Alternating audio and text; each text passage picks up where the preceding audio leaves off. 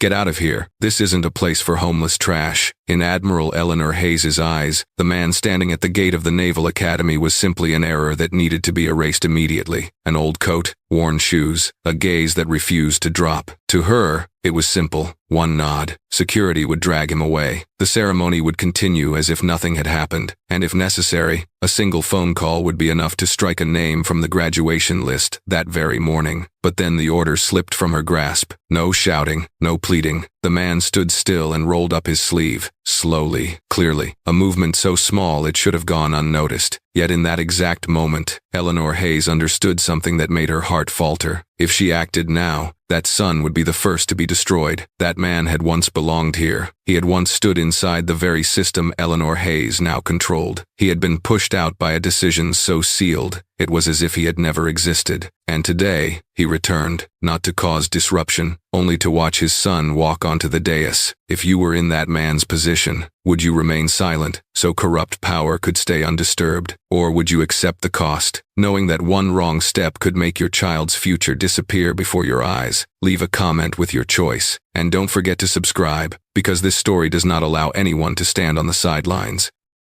The morning before the Naval Academy opened unfolded with almost absolute order. Flags lined the entrance, rows so straight they could be measured by sight. Loudspeakers carried a steady broadcast, a familiar voice speaking of honor, responsibility, the next generation. Phrases repeated for so many years that they no longer belonged to any single person. Parents stood shoulder to shoulder, each making final adjustments, smoothing suit jackets, straightening dresses, phones ready in hand. The air held a mild tension, like the moment before the curtain rises on a performance rehearsed too well. Everyone was waiting for a moment, and everyone believed that moment belonged to them. In the farthest parking lot, where there were no flags and no directional signs, Samuel Reed woke in the old coat that had followed him through many seasons. He sat still for a few seconds, listening to sounds drifting from afar, the loudspeaker broken by the wind, cars rolling along the main road. Samuel bent forward, took the water bottle with half a mouthful left from under the seat, opened it, and splashed his face. The cold numbed his skin but pulled him back into the present. He wiped his neck, behind his ears, then used 2 fingers to straighten the worn collar and smooth it flat. Looking down at himself, he murmured very softly, more a reminder than a statement, "It's time." From his breast pocket, he took out a crumpled piece of paper, thin and folded many times, its edges worn white. On it was a single handwritten line: Daniel Reed, 900 A.M. Nothing else. Samuel read it again, folded it carefully, and put it back. He rested his hand on the pocket for a beat, holding it there, as if letting go would cause everything to slip away. His son was graduating today. Just one line of writing, but the only thing in years that had not been taken from him. Samuel had once been a serviceman. It showed in the way he stepped out of the car, in the straightness of his back when he stood, in the habit of scanning his surroundings before moving. Years earlier, he had been forced out of the military by what was called an internal action. There was no hearing, no questions, no explanation. On the day he left the unit, he turned in his access card. The man receiving it glanced at it and said briefly, "Leave the card here." The door closed very softly, without a sound, so light that Samuel once thought it was only a gust of wind. After that, everything fell quickly. Calls stopped, promises disappeared. People who had once stood beside him began to avoid him. No one stated the reason, and no one needed to. Samuel understood that his name had become something people did not want to mention. He learned to be silent, silent to survive. Silent because Daniel was still walking the military path, the path Samuel had been pushed off. He knew that if he appeared in the wrong place at the wrong time, his son would be seen differently. So he withdrew, lived on the margins, so his son could keep moving forward. Today was the same. Samuel did not come to be seen. He came to see. Samuel walked toward the gate. The crowd grew thicker with each step, then parted automatically as he approached. No one signaled, no one spoke, but the space formed clearly. A woman pulled her child closer. A man turned his head away. Eyes flicked over the old coat, the heels worn thin on his shoes, then withdrew. Samuel passed through those looks without lowering his head or lifting it higher than necessary. A security officer stepped out to block him, looked him up and down, the corner of his mouth lifting. "Today isn't a charity giveaway," he said lightly, just loud enough for a few people nearby to hear. Samuel stopped, met his gaze, his voice even, neither raised nor lowered. "I'm here to watch my son graduate." The officer frowned, turned to the check table, and entered the name, Daniel Reed. His finger paused for half a second. He looked back at Samuel, then at the screen again. This cadet, clean record, he said to the colleague beside him, his voice lower. When he turned back, his manner had changed. Stand here and wait. No further explanation. Samuel nodded and moved to the indicated spot, standing at the edge of the gate, where no one needed to pass. Nearby, a man in a suit said to someone beside him, not lowering his voice at all, "Why are they letting someone like that stay here?" The other replied quickly, "They'll probably ask him to leave in a minute." Samuel heard it but did not turn. He had heard enough of those remarks to know that responding would change nothing. Inside the grounds, the line of cadets was in position. Daniel stood straight in formation, uniform fitted, shoulders even, eyes fixed forward. He did not search the stands for anyone. At home, the name Samuel was rarely spoken, not out of hatred, but because silence had become the only way to keep things from shifting. Daniel focused on the ceremony, on the steps practiced again and again, on the moment he believed would open into a clear future. Samuel watched his son from a distance, far enough not to be recognized, far enough not to draw attention. He did not raise his hand or call out. He simply stood there, eyes locked on the line of uniforms, as if looking were enough to confirm that everything was still on course. The loudspeaker repeated the word honor just as Samuel stood at the outer gate. He heard it. An old memory passed through him very quickly, then disappeared. He clenched his hand once, then let it go. Another security staff member, a few meters away, began to observe more closely. His gaze did not linger on the coat or the shoes, but on the way Samuel stood, how he distributed his weight, how he kept distance from others, how he remained still without slackening. The guard spoke quietly into his radio. "There's a man at the outer gate, standing a bit differently." Samuel felt the attention. He did not turn or move. He remained where he was, back straight, eyes toward the field, as if he belonged there, even though no one wanted him there. In that moment, the perfect order of the ceremony developed a tiny crack. No one named it, no one pointed it out, but security had begun to notice, not because of clothing, but because of the stance of a man who once stood watch. Samuel stayed exactly where he was as the attention of security began to gather. Those looks were not sharp at first. They probed, measured distance, and weighed the reaction of the crowd behind him. At the outer gate, everything still moved with the smooth rhythm of a formal ceremony, but right at the edge, where Samuel stood, order began to tighten like a drawn cord. An officer stepped half a pace closer, the corner of his mouth lifting into a brief smile, the kind used to confirm control. "There's no charity distribution today." The words were released lightly, audible, just enough to make a few nearby parents turn their heads. Samuel looked straight at him, his voice level, without rise or drop. "I'm here to watch my son graduate." He spoke slowly, clearly, as if each word had been weighed before leaving his mouth. No one rushed to argue, but the tone of the air shifted. The officer turned back to the check table, placed both hands on it, and entered the name by habit. Daniel Reed. His finger hesitated for half a second, then continued. The screen's light reflected off his glasses. He read, then read again, lips pressed tight. That name carried a weight he had not expected. When he spoke again, his voice was different. "Stand here and wait." No apology, no explanation, just a short command, enough to end the exchange. Samuel nodded and moved to the indicated spot, right at the edge of the gate, where people passing did not need to avoid him, where security could control every movement without drawing attention. He stood there like a small scratch on a clean surface, not large enough to make anyone stop, but clear enough to be impossible to ignore. Behind him, a few whispers rose. A woman spoke quietly to her husband, irritation in her voice. "Why are they letting someone like that stay here?" A man in a suit nearby glanced at Samuel once, then spoke loudly enough for others to hear. "He's ruining the ceremony." Someone else replied casually, "They'll probably ask him to leave in a bit." The remarks drifted past like wind, carrying light, effortless judgment, the kind that requires no responsibility. Samuel heard them, but kept his eyes fixed on the grounds. His hand tightened for a beat, then relaxed. Old reflexes pulled him back into stillness, the state that had once carried him through long hours of watch and endless nights. Security, a few meters away,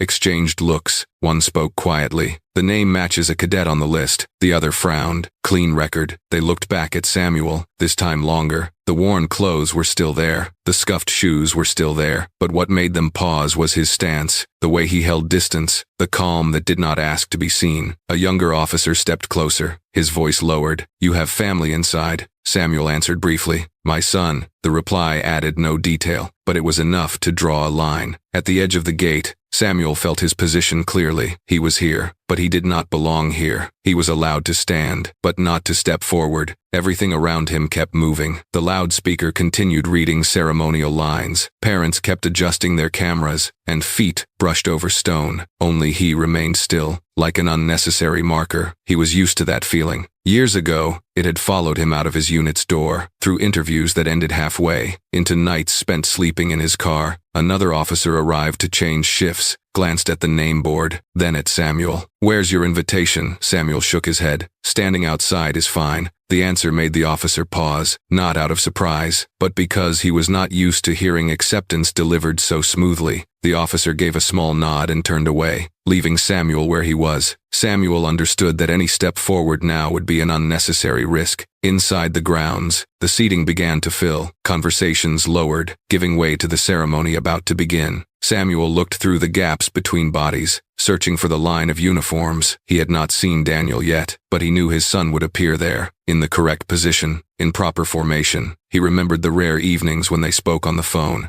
Daniel talking about training schedules, discipline, about standing for hours to correct a small mistake. Samuel listened, spoke little, and gave one instruction: keep yourself straight. Daniel had laughed through the phone. "I know." Security continued to watch. One spoke into a radio, voice low: "Keep eyes on the outer gate." Another replied, "Understood." Samuel felt the attention, but kept his breathing steady. He did not look around or search for another path. He stood exactly where they placed him, as if following every invisible boundary to the letter. A parent passed nearby, stopped for half a second, then whispered to a friend, "He's been standing there this whole time." The other replied, "As long as he doesn't cause trouble." The words passed, leaving a heavy gap behind them. Samuel tightened his hand once more, then released it. He remembered days when he had stood the same way, waiting for orders, waiting for a signal, waiting for a nod to move on. Now, there was no signal meant for him. From inside, the drumbeat signaling the start sounded. The line of cadets advanced. The synchronized strike of shoes against the ground formed a steady, decisive rhythm. Samuel tilted his head very slightly, just enough to see through the crowd. Then he saw Daniel. His son stood in formation, back straight, chin set, at the proper height, eyes forward. The uniform fit his shoulders cleanly, without a crease. Daniel did not look toward the gate. He focused on the ceremony, on the steps, on the moment he had waited for. Samuel stood outside, watched his son appear, and understood that Daniel had no idea his father was there, at the edge of the gate, under contemptuous looks, and the quiet control of security. The ceremony shifted into a new rhythm, as the murmur in the stands gradually died down. The master of ceremonies read out titles in a more formal, more extended tone, a familiar signal that the central portion was about to begin. Parents adjusted their posture, some raised their phones higher, and others lowered their voices to remind small children to stay quiet. Order tightened by another notch, exactly the kind of order the Naval Academy had maintained for decades. Admiral Eleanor Hayes stepped onto the dais. She appeared at the right moment, in the right place, at the right pace, like a component calculated in advance within the overall design of the ceremony. Applause rose almost in unison. No one called for it, yet everyone knew what to do. Eleanor Hayes stood straight, shoulders open, chin slightly lifted, her face cold and solid like steel. She was accustomed to being looked up at from below, accustomed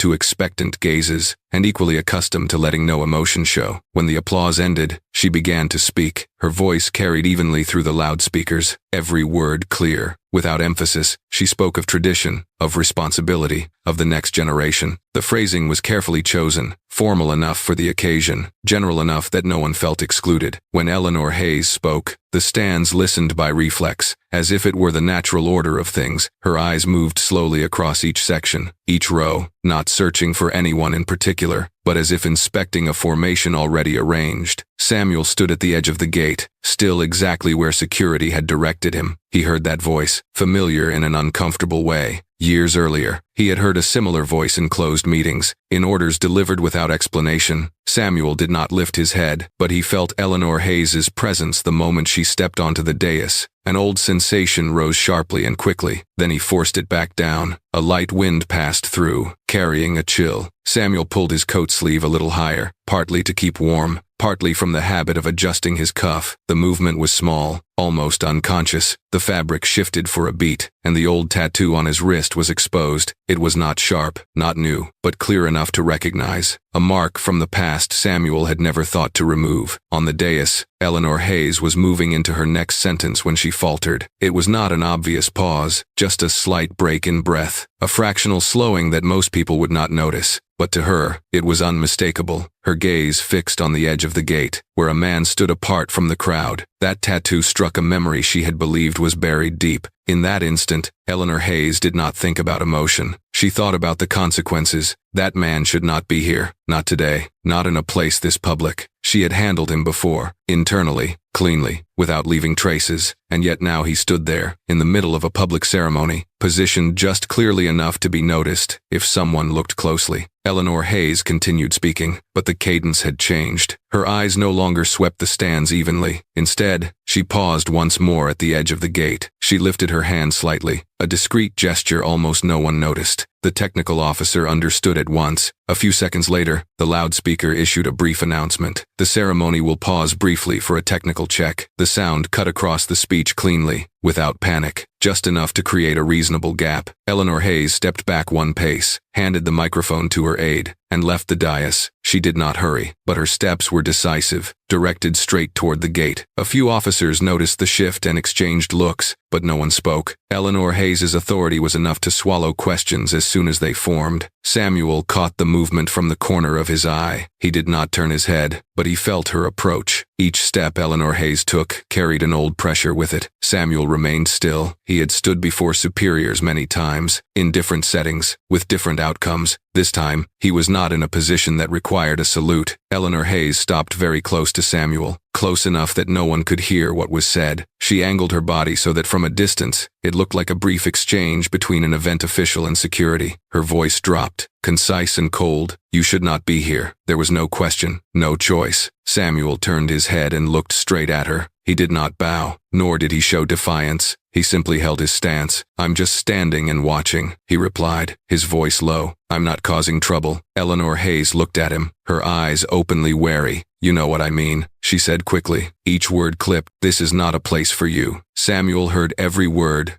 clearly. He glanced toward the field for a moment, where the line of cadets still stood waiting for the ceremony to resume. He turned back to Eleanor Hayes. Without hesitation, he said the single sentence he had come to keep. "Today he graduates." The words were not raised, not emphasized, but they landed where they should. Eleanor Hayes did not respond at once. In her eyes, what appeared was not anger, but a rapid calculation. She understood that this man was not here to cause disruption, but his presence, in this place, at this moment, was already a problem. Eleanor Hayes turned away and signaled security with a very small motion. The ceremony is prepared to continue. She returned to the dais, her face restored to its familiar cold composure. Samuel remained at the edge of the gate, his heart beating slow and steady. He knew he had brushed against something he should not have touched, and he also knew that from this moment on, he was no longer a shadow that could be easily ignored. The ceremony resumed after the brief pause. The master of ceremonies returned to the microphone with a reassuring tone, the familiar rhythm quickly covering the gap that had just opened. The stands settled again, murmurs faded, and cameras were lowered. On the dais, Eleanor Hayes stood in the proper position, posture precise, her face restored to the calm composure everyone expected from her. To most people, the interruption was only a technical glitch. To Eleanor, it was a warning signal that had been activated. Samuel stood at the edge of the gate and felt the shift clearly. The air around him grew denser, attention more focused, the movements of security more deliberate. He understood that he had entered a zone of control, not the kind that expelled someone noisily, but the kind that tightened ring by ring, letting the subject grasp the limits on his own. It was a method familiar to those who held power. Eleanor Hayes continued her speech in an even voice. She spoke of discipline, of the road ahead, of responsibility, paired with honor. Her eyes swept the stands, paused very briefly at the edge of the gate, then moved on. The motion was small, but enough to confirm she was still watching. Samuel did not look up, but he knew she had looked. The sensation was as familiar as footsteps in the old corridors of his unit. When the speech ended, applause rose again, full and on cue. Eleanor Hayes dipped her head slightly and handed the microphone back to the host. She stepped down from the dais, this time more slowly, as if everything had returned to its track. An aide came close and spoke very softly. Eleanor nodded, then veered away from the main path toward the outer gate. She did not need to hurry. The person she needed was standing still, Samuel saw her coming early. Through the reflexes of someone long used to watching from the margins, he adjusted his stance, straightening a fraction.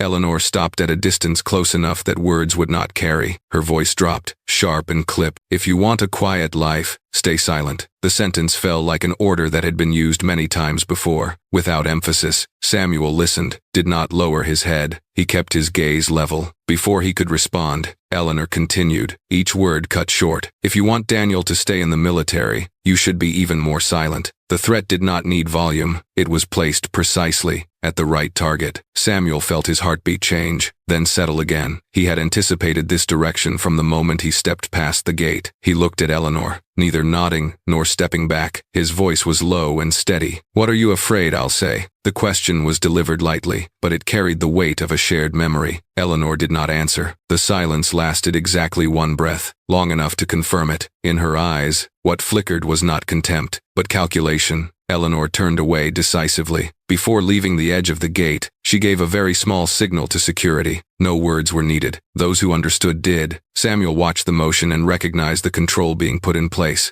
2 security staff shifted positions, angling themselves to either side. Another moved closer, pretending to check the barrier line. Everything happened smoothly, reasonably, without drawing attention. Samuel remained still. He understood that he had not been told to leave because that would raise questions. He was allowed to stay because he had become a risk that needed monitoring. The realization arrived clearly, coldly, and familiarly. Years earlier, he had stood on the other side of decisions like this, had seen how an individual was kept within sight rather than removed outright. A security officer stepped closer, lowering his voice. "Stand a little further in." Samuel shifted half a step as directed, just enough to change the angle. The officer nodded and stepped back, leaving Samuel within a new circle of observation. In the stands, parents continued watching the ceremony attentively. No one noticed the small adjustment. Samuel looked toward the field. The line of cadets still stood straight, waiting for the next segment. Daniel was there, within the formation, his stance familiar. Samuel thought of the words he had just heard, of the price Eleanor had placed on silence. He knew that from this moment on, every movement carried weight. One misplaced sentence would bring consequences. One step taken at the wrong time would be interpreted differently. Eleanor Hayes returned to the dais area, exchanged a quick word with her aide, then stood aside, observing. Her face no longer carried the contempt of someone certain of victory. Instead, it showed the focus of someone weighing scenarios. She had chosen control over expulsion. That approach was safer, cleaner, and bought her time. Samuel realized he was being tested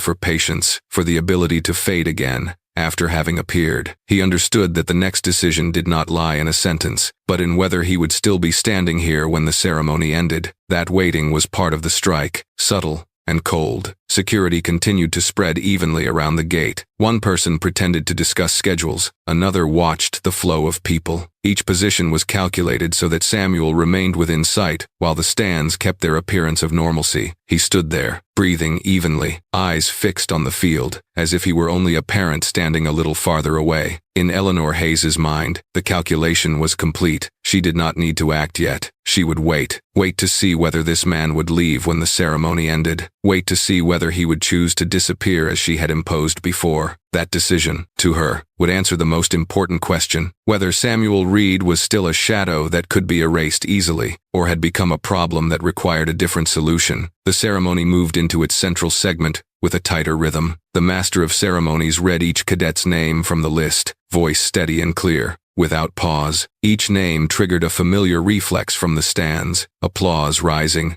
and falling, regular, like a measuring line. Samuel stood at the edge of the gate, where security had reset order after the brief exchange earlier. He looked toward the field, kept his posture straight, and kept his gaze steady. From this position, he could see everything he needed to see, yet from far enough away that no one was required to notice him. Daniel stepped onto the dais when his turn came. His face was composed, chin held at the proper height, eyes fixed straight ahead. He did not scan the stands or search for any familiar face. Training had taught him to focus on a fixed point, and Daniel did that well. The uniform fit his shoulders cleanly, each crease precise, shoes polished enough to catch the sunlight. Samuel recognized that walk, the walk he had once corrected during the rare times father and son met years before. When the name Daniel Reed was called, Samuel held his breath. It felt like an unconscious reflex, as if breathing any harder than usual would break the moment. He heard every syllable, so clearly that his heart skipped a beat, then found its rhythm again. His hand trembled slightly, a brief vibration traveling from wrist to arm. Samuel clenched his hand, stopping the movement just enough that no one could see. He was used to controlling reactions like that. Daniel received the certificate, bowed according to protocol, then stepped to the next position.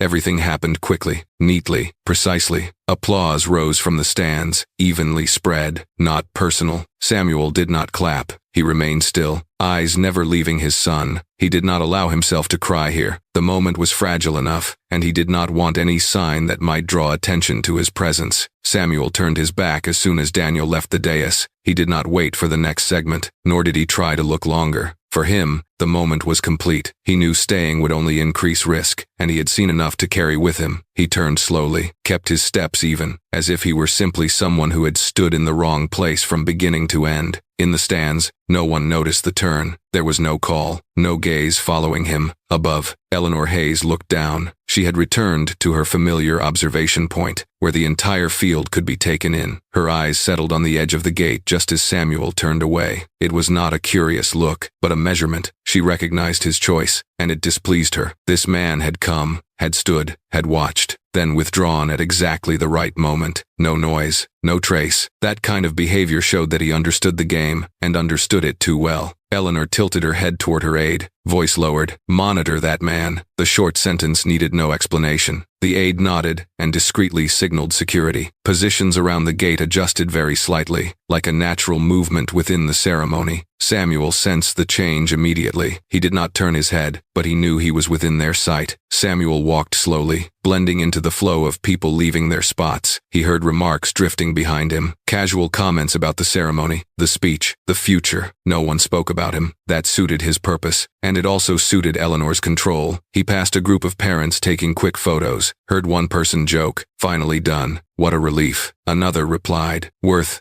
the years." Those words fell behind him, separating from Samuel's world. Inside, Daniel returned to the line, holding position while waiting for the next part of the ceremony. He did not know where his father had stood, how he had watched, or when he had turned away. For Daniel, the ceremony unfolded exactly as prepared. He did not need to know more to fulfill his role. That silence, unintentionally, protected him from speculation for now. Samuel paused for a beat at the edge of the walkway and looked back toward the field. One last time, he scanned the line of uniforms, found the familiar stance, and confirmed once more that everything had unfolded completely. He took a deep breath, then continued walking. His breathing was even, well controlled, like during old drills. He knew that leaving at the right moment was also a form of discipline. On the dais, Eleanor Hayes continued to observe. She did not need to ask further questions. The decision had formed clearly in her mind. This man was not the type to appear and vanish forever. He had made it back here, had stood at the edge of the gate, had watched his son step onto the dais. To Eleanor, that was enough to confirm a risk. Not an immediate explosion, but a slow one, harder to contain. Eleanor exchanged a brief word with her aide again, keeping her voice measured. "Check that cadet's schedule." The aide answered simply, "Understood." There were no questions, no debate. Orders like that were routine in this system. She looked back down at the field, where the ceremony continued smoothly, where no one knew another calculation was being completed in parallel. Samuel left the gate area, walking slowly through layers of control that had been loosened. He was not stopped, and that alone told him another layer of the situation. When power does not block the path, it has chosen another route. Samuel kept straight, did not circle back, did not look for shortcuts. He did not want to leave the impression of someone slipping away. Behind him, security noted direction, distance, and timing. Everything was recorded as data, without emotion. Samuel sensed that, and he also stored a clear awareness of his own. Today's encounter was not over. It had only just begun. The ceremony continued with other names, other rounds of applause. For the stands, the important moment had happened and passed. For Samuel, that moment was kept, cleanly, without needing witnesses. He carried with him the image of Daniel on the dais, composed and steady, like confirmation that his years of silence had not been meaningless. Above, Eleanor Hayes concluded her observation. She did not need more information to know the next step. She had already devised a way to keep Samuel silent, one that required no spoken threat and no public confrontation. When the ceremony ended, that calculation would begin to operate, slow, firm, and difficult to trace back. After the graduation, Daniel returned to the familiar rhythm of base life with the sense that everything was still under control. Mornings began with standard formations. Evenings ended with brief reports. He continued training, continued completing assigned tasks, and continued holding the straight posture the system had drilled into him. The first days passed quietly, enough to make it seem that the ceremony was only a milestone, and that everything would return to its old track. Daniel believed that, because he had learned to trust the process. Then the calls began sooner than expected. One afternoon, Daniel was told to report to an office over a documentation issue. The desk officer flipped through the file, voice even, saying his report was missing a small detail. Daniel checked and saw the original was complete. He explained briefly. The other listened, nodded, then concluded that it needed further clarification. The meeting ran longer than usual and ended with a reminder to follow procedure. Daniel left the room with a strange feeling, not quite discomfort, but not whole. In the days that followed, his duty schedule grew heavier. Night shifts followed early shifts, and early shifts ran into weekends. No one explained the change, and no one took responsibility for arranging it. Daniel asked his teammates and got shrugs in return. One said quietly, it was probably a staffing shortage. Another said it was extra training. Daniel took note, adjusted his routine, and told himself this was just a phase to get through. A larger change came when he was informed of a unit transfer. The transfer order was brief, listed a clear term, and carried proper signatures. The new unit was completely different. Unfamiliar surroundings, heavier work rhythm. The people there were less friendly than before. Their eyes lingered on Daniel longer than necessary. During training, he felt the scrutiny clearly, as if every movement was waiting for a mistake. Daniel stayed silent, did his work, and avoided argument. One evening after training, Daniel sat with a few others in the restroom. The conversation was fragmented, the usual jokes gone. One person looked at him, then turned away. Another asked a casual question about duty schedules, the tone awkward. Daniel understood that the transfer had placed him in a different position. No one said it outright, but everyone noticed. The feeling pressed down day by day. Slow, steady, hard to name. The next call brought Daniel into his direct commander's office. The commander did not circle. He opened the file, set it on the desk, and looked at Daniel. You're being watched. The words were delivered plainly, without explanation. Daniel asked back, keeping his voice calm. For what reason? Sir, the reply came. For small signs. Then the meeting ended with advice to maintain discipline. Daniel left, knowing the answer was sufficient to close the exchange. From then on, meetings over minor faults appeared more frequently. Once for submitting a report a few minutes late. Once for a notation format not matched the template. Each time there was a record. Each time it was legitimate. Each time it fell within allowable rules. Daniel read every line carefully, signed his name, and left the room with the feeling that he was walking through a narrow corridor where everything was correct. But the direction itself was skewed. Teammates began to keep their distance. Before, they checked me. Now, they only nodded in passing. In the training room, Daniel felt eyes tracking every movement. Someone joked half-heartedly, "Better be careful." Daniel nodded and replied, "I know." The exchange ended there, enough to stop the conversation. He learned to pull inward, focus more tightly on his tasks, and avoid creating any further point of attention. At night, Daniel called his father. The call lasted less than a minute. Samuel heard the breathing on the other end, steady but heavy. Daniel mentioned his duty schedule and the unit transfer, keeping his voice even. Samuel listened without interrupting. When Daniel fell silent, Samuel asked, "Anything else?"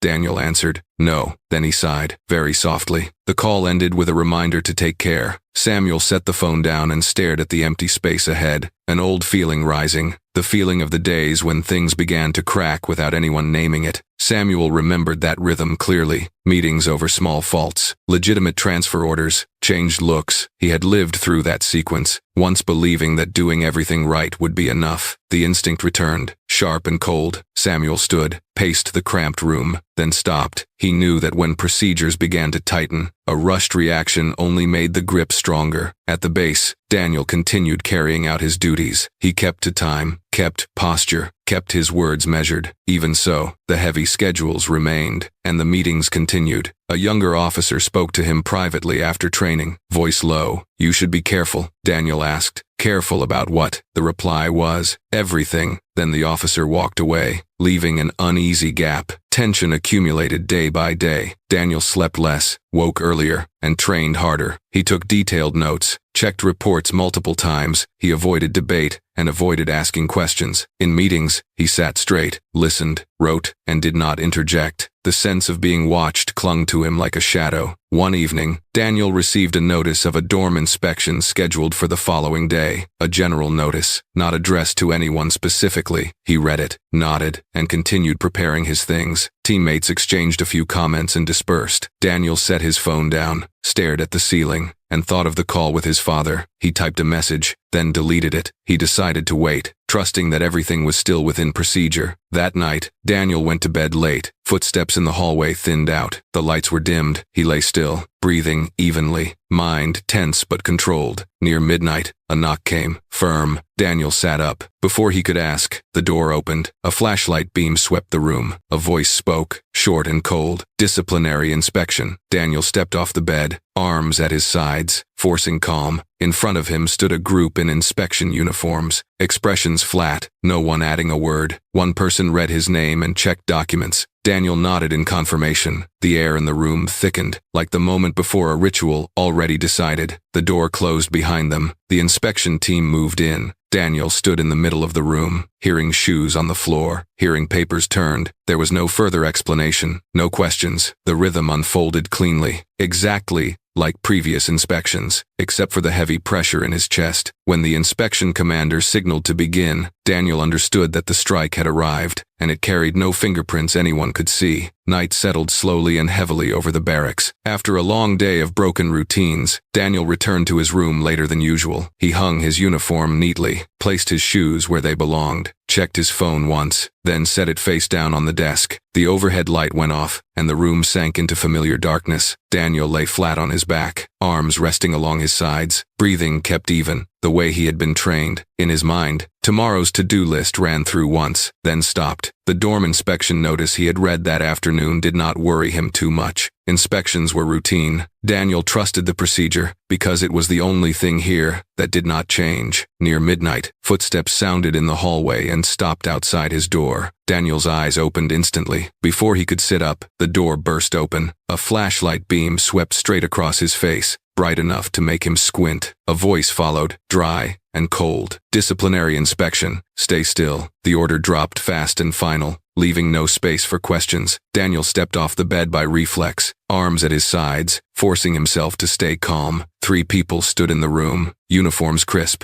expressions blank, flashlights still raised. One read out his name and checked the paperwork in an even voice. Daniel confirmed with a slight nod. Everything followed the rhythm of past inspections, except for the pressure pressing down on his chest, heavier and closer. As Daniel was about to ask about the scope of the inspection, 2 of them moved at the same time. He was forced back onto the bed in one clean motion, his wrists locked before he could react. The cold bite of metal tightening made him flinch. Daniel blurted out a question on instinct. "What the hell are you doing?" His voice broke in the dark room. No one answered. The flashlight beams stayed fixed, the movements precise, as if the question had never existed. A 4th person entered, carrying a small tray. Daniel saw the syringe for only a split second. He struggled, shoulders tensing, back pressed into the mattress. He heard someone say very softly, "Hold." Then the needle went straight into his arm, a sharp jolt of pain, so quick he could not dodge it. Daniel tried to pull his arm back, but the grip was too firm. The drug was administered smoothly, without wasted motion. His body reacted almost immediately. Strength drained fast, limbs growing heavy. Daniel tried to focus, tried to keep his vision clear, but darkness crept in from the edges. Sounds in the room grew distant, as if submerged underwater. The last person leaned close to his ear, voice low and even. "Go to sleep." The short sentence carried no emotion, but it extinguished Daniel's final effort. As Daniel slipped into a haze, he managed to grasp one thing. No report was read. No questions were recorded. No one asked for a signature. Everything was handled with seamless efficiency, like part of a different procedure, outside anything he had known. The thought slid through his mind and dissolved with the dark. The night passed in a blurred stretch without edges. Daniel dreamed in fragments, disjointed images, Footsteps, flashlight beams, cold voices. His body felt heavy, hard to move, and his breathing slowed. Somewhere in his subconscious, he clung to a familiar belief that when he woke up, everything would be back in place. He had believed that for a long time. Morning came with pale gray light leaking through the curtain gap. Daniel opened his eyes, head throbbing, throat dry. He sat up slowly, dizziness forcing him to pause. The room was intact, the bed smoothed flat again, as if no one had entered. His wrists were free, marked only by faint impressions. Daniel looked down at his hands, then around the room, trying to piece together what had happened. He stepped into the hallway. The morning air carried the usual barrack smells, clipped voices calling out, shoes striking the floor. Everything looked normal, too normal. Daniel walked a few steps, then stopped. On the notice board, a fresh sheet of paper had been posted neatly. The bold heading announced an unscheduled inspection. The text was brief: listing time, desang, and scope. Daniel read it, each word landing coldly. He stood there for a few seconds, the previous night feeling like a spliced reel. No one around him looked surprised. Someone passing glanced at the notice and said to a friend, "Another inspection." The reply came easily, "Yeah, standard procedure." Daniel heard it, his heart jumping a beat. He understood then that what had happened in his room the night before did not exist on paper. It had been set in motion before this notice appeared. Daniel returned to his room, washed his face, changed clothes, and forced himself back into a normal rhythm. His body was still tired, but he made himself stand straight. In his head, the words, disciplinary inspection, stay still, looped together with go to sleep. He pushed them aside and focused on the present. The morning was long, and he needed to stay alert. Elsewhere, Samuel woke with the familiar weight in his chest. He checked his phone, saw no missed calls. The silence did not reassure him. An old instinct tapped steadily, like the rhythm from years ago. Just before everything collapsed, Samuel got up, made coffee, and then sat at the table staring into the space ahead. He remembered what he had told Daniel, "Keep yourself straight." The words sounded different now. Daniel stepped out on time, joined the formation, and held his posture. A few eyes lingered on him a moment longer than usual. No one said anything directly. The air carried a vague sense of anticipation. Daniel understood that the unscheduled inspection was not simply an inspection. The night before had placed the first stone, quietly, without fingerprints, and this morning, that stone began to surface under a clean, official label. An unscheduled inspection. Daniel stood still, back straight, eyes forward. He did not yet know what waited beyond the posted notice, but he knew that the night without a report had closed the door to going back most imperceptibly. The morning after the unscheduled inspection unfolded with a cold, stripped-down rhythm. Daniel was summoned to the medical unit immediately after roll call. The order was brief, with no stated reason and no requesting authority. He followed the directions, kept his breathing even, and the dull ache at his wrist still lingered. A faint bruise marked his skin like a reminder that needed no words. In Daniel's mind, fragments of the previous night replayed: flashlight beams, cold voices, the needle. He told himself that procedures always came with records, always with explanations. He had believed that since his first day at the base, the medical room was bright and clean, carrying the familiar scent of disinfectant. Daniel sat across from the medical officer, hands resting on his thighs, fingers pressed together by reflex. The officer glanced through the file, then looked at Daniel's wrist, where the bruise had not yet faded. His gaze paused for a beat, then returned to the papers. There were no opening questions, no words of reassurance. The silence stretched long enough for Daniel to hear the wall clock ticking. The paper was slid across the desk. The medical officer spoke briefly, his voice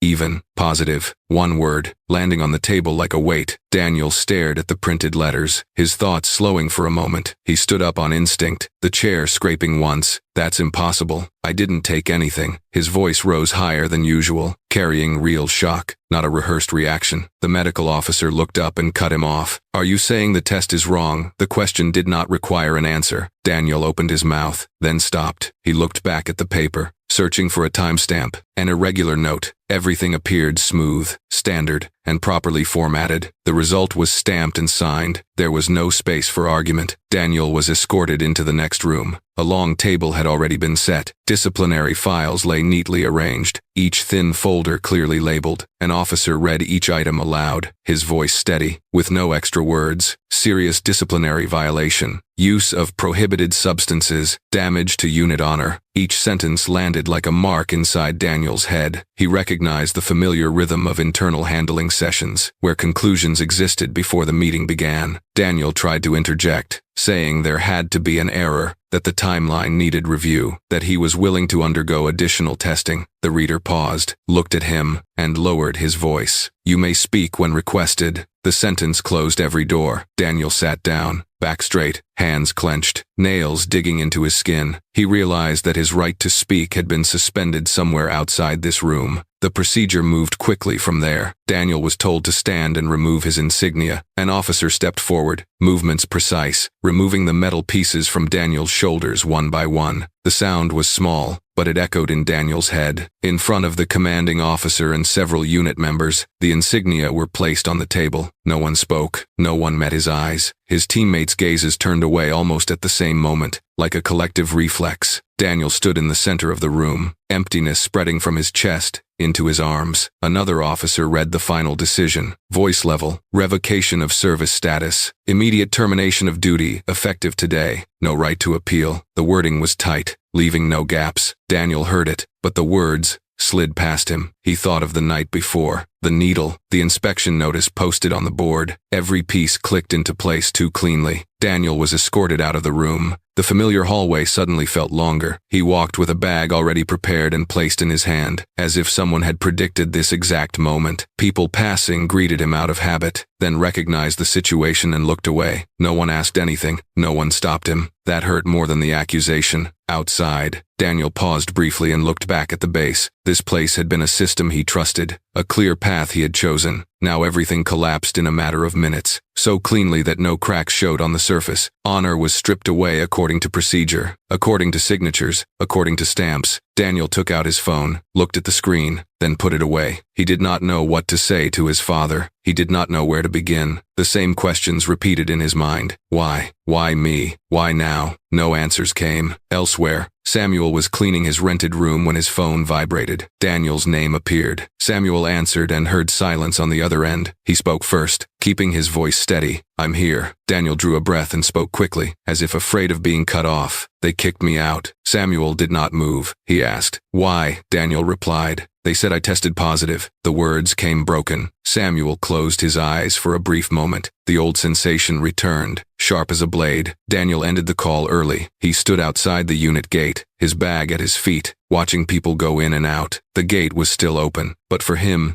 it had closed in another way. He knew that from this moment on, everything would be called by a single name: disciplinary violation. No one needed to hear explanations from someone carrying a positive result. Inside an office, files were stacked, stamped complete. The process ended smoothly, leaving no open questions. Those involved moved on to other tasks, as if a case had simply been finished. On paper, Daniel had disappeared from the roster. Daniel bent down, lifted his bag, and walked away. He left the unit that same day, exactly as the decision stated, with no right to appeal. On the notice board, schedules continued to update, with no line bearing his name. The morning moved on, clean and on time, as if nothing had just collapsed. Samuel arrived at the unit gate in the afternoon, when the sun was already low, and the shadows of the metal posts stretched long across the concrete. He walked slowly, kept his breathing even, his gaze fixed straight ahead at the gate, as if accustomed to standing before boundaries that did not welcome him. From a distance, he had already seen Daniel. His son stood near the guard post, a duffel bag at his feet, shoulders slumped as if a familiar weight had been taken from him. Daniel's face was pale, his eyes red from exhaustion, and from something harder to name. Samuel paused for a beat, long enough to see his son clearly, long enough to understand that everything had ended before he arrived. Samuel took a few more steps, closing the distance. He called out, his voice roughened by wind and by words he had carried all day without speaking. "Daniel." The name fell into the open space before the gate, not loud enough to draw attention, but enough to make Daniel turn. His son looked at him for a long second, then let out a bitter laugh, a smile without warmth. "Why did you come here?" The question came fast and sharp, more a reflex of defense than curiosity. Samuel stopped, arms hanging at his sides, and did not move closer. He looked at Daniel, at the bag, at the way his son leaned slightly away, as if avoiding eye contact. Before Samuel could answer, Daniel spoke again, his voice lower, each word heavy. They called me a junkie. The sentence hung between them, needing no explanation. Daniel drew a breath and continued, faster, I'm finished. The admission did not seek comfort. It sounded like a short report of an outcome. Samuel opened his mouth, about to say something, perhaps to ask, perhaps to reassure, but Daniel raised a hand, the gesture firm. I don't need to hear it. Daniel's voice trembled slightly, but it was solid enough to cut him off. He turned his face away, looking toward the unit gate, where guards were changing shifts, and people moved in and out on their usual rhythm. Daniel continued, the words pressed out of his chest. If that day you hadn't shown up, the sentence stopped halfway, but the rest completed itself in the air. Samuel stood still. He felt the words strike him like a clean cut. In his mind, images of the ceremony, the edge of the gate, Eleanor Hayes's gaze, the cold whisper, all aligned into a clear line. He understood that Daniel was seeing everything from his own side, where honor had collapsed according to procedure. He also understood that in this moment, any explanation could be taken as an excuse. Daniel bent down and tightened the strap on his bag, the movement sharper than necessary. He spoke without looking at his father, his voice low. They took my insignia off in front of everyone. The sentence was not part of the formal charges, but it carried enough weight to make Samuel's chest tighten. Daniel went on, his voice even out, as if growing used to retelling it. They read the file smoothly. No one asked me anything else. He gave a short, dry laugh. I guess I should thank them for following the procedure. Samuel listened without interrupting. He glanced around and saw a few people passing by glance at them, then look away. No one stopped. No one asked. The space before the gate seemed to widen. Samuel recognized the feeling of standing outside a system that had removed you cleanly. He had lived with it long enough to know the signs. Daniel lifted his head and looked directly at Samuel for the first time since turning back. In his eyes, anger mixed with exhaustion. Do you know what they called me? Samuel shook his head slightly. Daniel spoke more slowly. They said I tested positive. They said I committed a serious disciplinary violation. He paused, then lowered his voice. No one wants to hear a positive guy talk. Samuel drew a breath and kept his voice steady. I came to take you home. He said it like a simple offer, without conditions. Daniel shook his head and gave a hollow smile. Home to where? The question carried emptiness more than challenge. Daniel looked toward the main road, where cars passed, where there were no unit signs and no duty schedules. I don't have anything to go back to. Samuel took half a step forward, then stopped when he saw Daniel tighten his grip on the bag strap. He understood that closeness now could feel like pressure. He kept his distance, close enough not to vanish, far enough for Daniel to breathe. He spoke slowly. I'm here. The sentence was short, not a promise, but it established presence. Daniel laughed again, short and broken. Here to do what he asked, then answered himself. To watch me get kicked out, he turned away and nudged a small stone with his foot. They told me to pack up the same day. They said I had no right to appeal. He looked up at Samuel. Do you know what that feels like? Samuel looked at his son and nodded very slightly. He did know. He had lived with that feeling for years, he said, his voice low and even. I know. Daniel's eyes sharpened. Then why did you come? The question did not wait for an answer. Daniel continued, faster. Why come when everything is already over? Samuel stayed silent. He realized that right now, his words could become targets for the anger looking for release. He let Daniel speak, let the words spill. Daniel talked about teammates' looks, about people turning away, about the sound of insignia being removed. Each retelling landed like a shard of glass. Samuel listened, absorbed, and did not cut in. When Daniel stopped, breathing faster, Samuel finally spoke. I didn't come to argue with them. He said it clearly, slowly. I came for you. That made Daniel scoff again. What do I need right now? Daniel asked. An explanation. He shook his head. I need everything to go back to how it was. The sentence ended in a space. Samuel looked at his son, at the way he stood off balance, at the faint bruise still visible on his wrist. He remembered the night Daniel called, the sigh on the other end of the line. He remembered the old instinct knocking then. Everything was clear now. There was no longer any doubt about the direction this had taken. He understood that if he stayed silent as before, Daniel would carry this accusation for the rest of his life, like a stain that could not be washed away. Daniel bent down and slung the bag over his shoulder. He spoke quietly, as if ending the conversation. I'm going. Samuel watched him, but did not reach out to stop him. He knew stopping him now would only make things heavier. Daniel took a few steps, then paused. He turned back and looked at Samuel one last time. The anger was gone from his eyes, leaving only exhaustion. Please don't do anything. The sentence was not a request. It sounded more like a warning meant for Daniel himself. Samuel stood still. He watched Daniel walk away. the distance between them stretching with each step. The sound of traffic drifted in with the wind. Samuel understood something with sharp clarity. The silence he had lived with for years was no longer a safe choice. It was killing his son slowly and cleanly. Samuel remained there, outside the gate, and in that moment, he knew what he had to do next, even though the path ahead would leave no way back. Samuel did not begin with appeals or accusations. After the afternoon at the unit gate, he returned to the small rented room and sat for a long time at the chipped wooden table. Daniel slept heavily in the corner, breathing unevenly and deeply. Samuel looked at his son, then at the phone lying face down. He understood that any call right now could be monitored, and any words could be twisted. What he needed was the right question, asked to the right person, at the right time. The years he had spent erased from the system had taught him how to move around, how to knock on doors that few people noticed. Samuel started with the oldest contact he still had, a man he had once shared night shifts with, years ago, someone who had stood beside him through long watches. They met at a small place off the main road, where traffic noise was loud enough to cover lowered voices. Samuel did not circle. He looked straight at the man and asked a single question.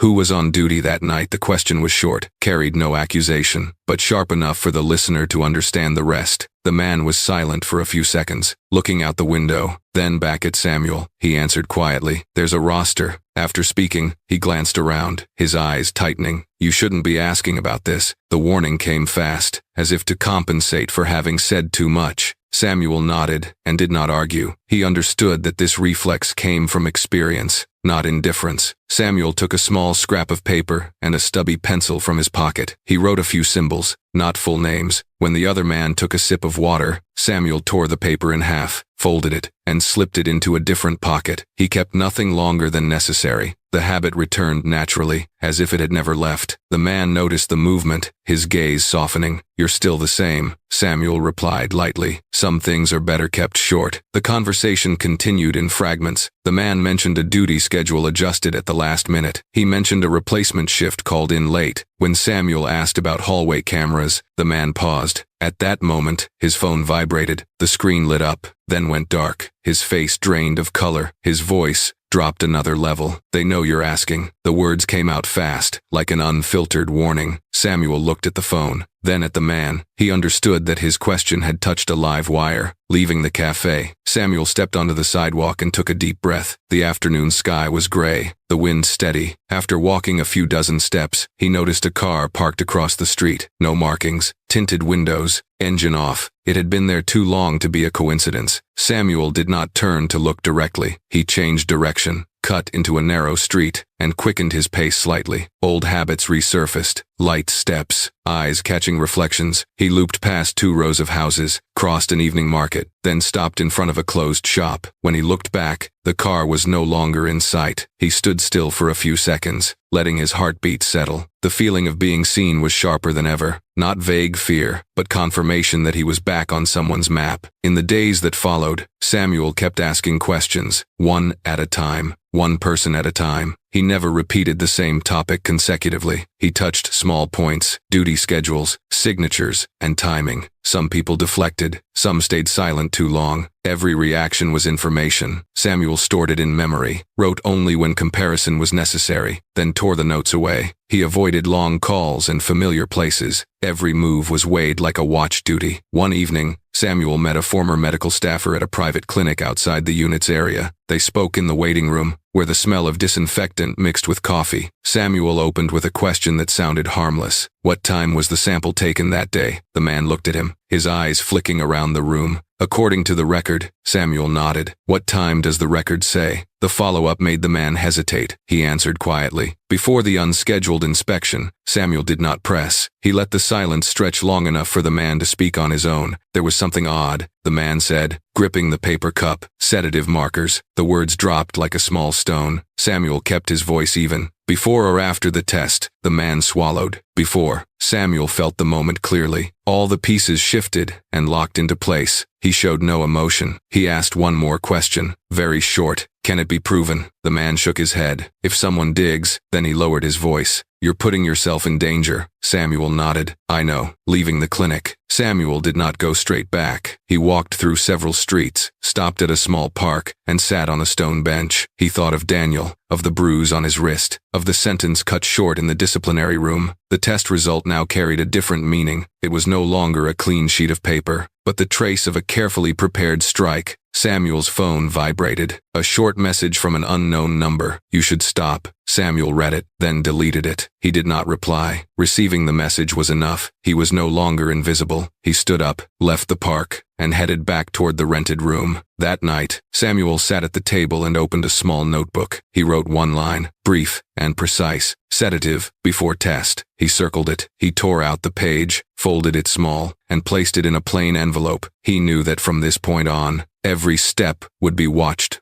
more closely. But he also knew that the truth he had uncovered had shifted the balance. Samuel looked toward the bed where Daniel slept, his face still tense, even in sleep. Samuel understood it clearly. Once the test result revealed sedatives in Daniel's system before the screening, nothing remained in the gray zone. And with that truth, he knew he had stepped into the light in a way that offered no path back. Samuel began releasing evidence in the way he trusted most, in small pieces, placed carefully, to the right people, enough to draw attention, but not enough to reveal everything at once. He did not send it all together. He chose timing, channels, and recipients. The first packet, a timeline file, went out quietly, cleanly, without explanation. It entered the system and came back with an unusually fast response, faster than even a routine rejection. Samuel stared at the timestamp, his heartbeat skipping once. That speed was not efficiency, it was panic. Samuel's phone rang that same afternoon. An unknown number, he answered, keeping his voice neutral. On the other end was an officer he had encountered years ago. In a different context, the man spoke plainly. You're going too far. The words hung there, needing no follow-up. Samuel replied evenly, I'm going in the right direction. There was a brief silence, then the call ended. Samuel looked at the screen and did not save the number. Elsewhere, Eleanor Hayes received a brief report about questions beginning to surface. She read it, turned the page, and read it again. Timelines, signatures, and details that once seemed harmless were now aligned side by side. Eleanor made a call, but routed it through an unfamiliar channel. Her voice was sharper than usual, sentences clipped short. The person on the other end answered quickly, then disconnected. Eleanor set the phone down, aware she had made a mistake, a small one, but one that left a trace. Samuel continued. Another piece was placed where it needed to land. This time, information about a suspicious payment account was activated after the inspection night. The trace moved quickly, too quickly, then access was abruptly revoked. A generic notice appeared on the screen. Samuel read it without surprise. The disappearance of access confirmed something else. Someone was clearing the path ahead of him, from the opposite direction. Investigative reporters began calling. One asked about inspection procedures, about timelines, about coincidences. Samuel answered briefly, confirming only what was already on paper. Another question came. Then I was cut off mid-call. The reporter lowered his voice. Someone doesn't want this question to go any further. Samuel understood that each call was a measurement. He measured reactions, speed, and levels of interference. That night, Samuel noticed his phone behaving strangely. The battery drained fast, and the device grew warm while idle. He did not investigate further. He removed the battery that same night, placed the phone in a drawer, and closed it. The rented room fell silent. Samuel sat at the table under a yellow light, rearranging the small folded papers. Daniel slept in the other room, breathing heavy. Samuel glanced that way, then back to the table. He knew one wrong step now would cost more than silence. Signs of reaction multiplied. An internal email was misrouted, then recalled. A meeting was rescheduled abruptly, a directive signed in haste. Eleanor Hayes worked under visible strain, something she had not experienced in years. She made more calls, voice lower this time, pace faster. Those around her sensed the shift, though no one said it aloud. The next morning, Samuel went out, walking a wider route than usual. He felt the attention clearly, not from a single person, but from a system tightening. He did not speed up, kept his rhythm steady.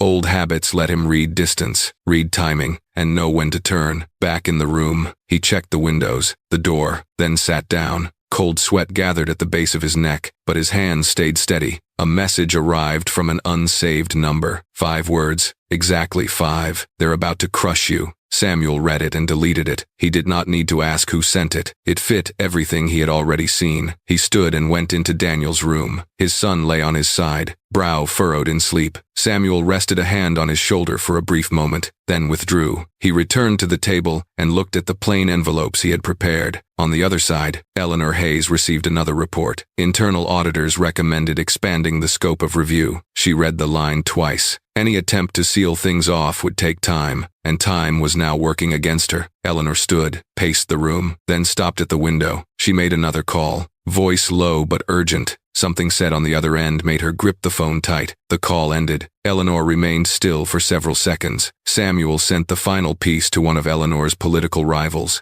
someone who had been waiting for an opening. Just a hint, a chain of timestamps, enough to spark curiosity. The reply came quickly, a short message suggesting a meeting. Samuel did not accept immediately. He knew once the pieces found each other, speed would increase in unpredictable ways. By afternoon, the news broke along a different path. Inspectors announced a public investigation. The statement was brief and official. Samuel read it on a public library computer. Chosen to avoid personal devices, he sat still, hands on the desk, feeling his heartbeat slow. What he had been waiting for had arrived, sooner than expected, but in the right direction. In her office, Eleanor Hayes received the announcement at the same time as everyone else. She read it, face controlled, but her hand trembled slightly. A public investigation meant no more quiet handling. The small fragment Samuel had released had connected into a clearer line than she anticipated. Eleanor understood that from this moment on, any rushed move would be recorded. Samuel stood, left the library, and blended into the crowd. He knew the pressure would now shift. Public attention offered a thin layer of protection, but also brought new risks. He took a deep breath and kept his pace steady. Behind him, the machinery of power hesitated. For the first time in years, the inspectors were in. Eleanor Hayes understood it clearly. She had run out of time to contain it. The news did not break with an explosion, but with the steady accumulation of repeated questions across screens. Eleanor Hayes's name appeared in the morning reports, paired with the phrase public investigation. Early footage showed her entering a press room with her familiar expression, cold and sealed, but this time her eyes no longer fully controlled her breathing. Cameras were close enough to catch the smallest movements at the corner of her mouth. When the first question came, Eleanor answered from the book, every word rounded, every clause carefully arranged. By the third question, about inspection timelines, hallway cameras, and the money transferred after inspection night, the cold surface began to crack. She paused for half a beat, then continued, her voice no longer as even. Samuel Reed's name was mentioned more than once. One reporter read it aloud and asked about past internal actions. Another followed, asking about similar cases. Eleanor turned to her aide, then back to the cameras. She said time was needed for review. A familiar answer, but no longer effective. Questions piled on, forming a stream that could not be stopped. On the screen behind her, text scrolled continuously. Expanded investigation. Past files reopened. In the rented room, Samuel sat in front of the small television, volume low. Daniel stood behind him, arms folded, eyes fixed on the screen. They did not speak at first. Samuel looked at Eleanor Hayes's face and remembered the ceremony, the edge of the gate, the whisper close to his ear. He felt no satisfaction, only the sense that the truth was moving where it needed to go, slow and heavy. Daniel let out a long breath, then turned away, as if he needed space to absorb what was happening. In the days that followed, the press dug deeper. Old internal actions were revisited, timelines, signatures, sealed decisions. People who had stayed silent began to speak, not from sudden courage, but because silence had become a liability. Reports quoted testimony, compared records, and placed events side by side in a new order. Samuel Reed's name appeared in a broader context, no longer a single individual, but one link in a chain of erasures. Eleanor Hayes appeared before the media once more, her face tighter this time. Asked about Daniel, she said, all decisions were based on procedure. A reporter presented supplemental test results showing sedative indicators before the screening. The room grew loud. Eleanor looked down at the papers, then up again. She said she would cooperate. As the words ended,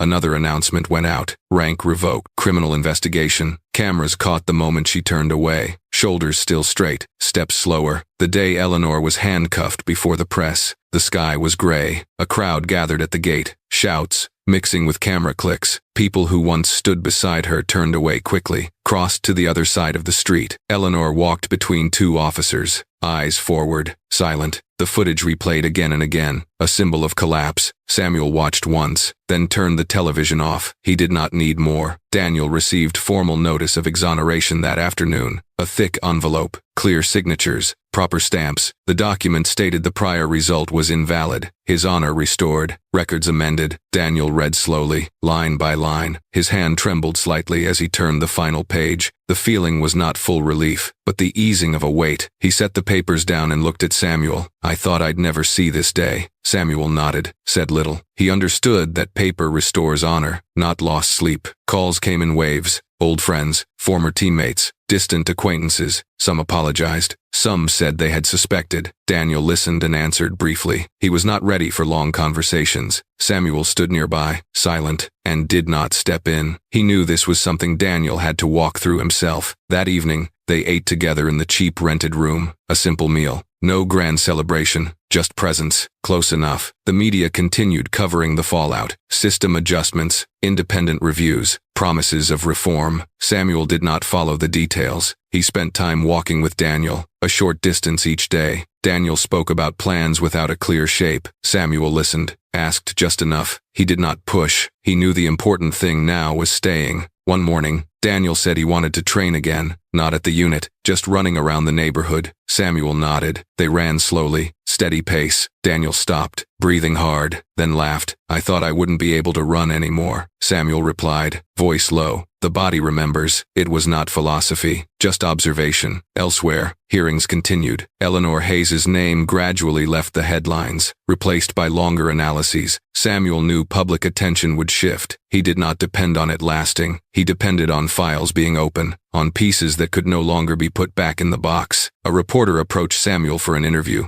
Samuel declined. He said simply, the truth is already there. The reporter pressed. Samuel shook his head. He did not want his story turned into a convenient symbol. He wanted it to remain a specific precedent, enough to make others hesitate before repeating it. That evening, Samuel sat beside Daniel in the rented room. Traffic noise drifted in steadily. Daniel reread the file, then folded it carefully. He asked quietly, do you regret going to the ceremony? Samuel looked at him and thought for a beat. No. Daniel nodded, as if he had been waiting for that answer. He added, neither do I. The short exchange closed a circle. Samuel looked around the room, the simple furniture, the marks of a temporary life. He thought about leaving, about other places, then stopped. He understood that staying was now the harder choice. He said to Daniel, I'll stay here. Daniel looked at him and did not ask more. This silence was no longer avoidance. It was a decision. Outside, the world continued. New headlines appeared, and other stories took over. But in the small room, something had been set down. Samuel did not leave again. He stayed long enough, close enough, that no one would dare erase his son another time. The story of Samuel and Daniel is not only the tragedy of one family, but a mirror reflecting a larger issue in society. When power is shielded by procedure, truth can be distorted, and people can be erased cleanly. The central lesson is this: silence is not always safe. There are moments when silence becomes complicity, allowing injustice to continue, and the price can be an entire human future. From a homeless father who had been pushed out of the system, Samuel shows that justice does not have to begin with power or status. It can begin with the right questions, asked in the right places, with persistence and clarity. The story reminds us that once honor is destroyed, it is extremely difficult to restore, and therefore, society has a responsibility not to accept too easily judgments that appear too perfect to question. If this story made you reflect, share it so others can learn from it as well. Thank you for following. We are committed to continuing to bring thoughtful and meaningful content. Don't forget to subscribe to stay connected with more stories that challenge and inspire.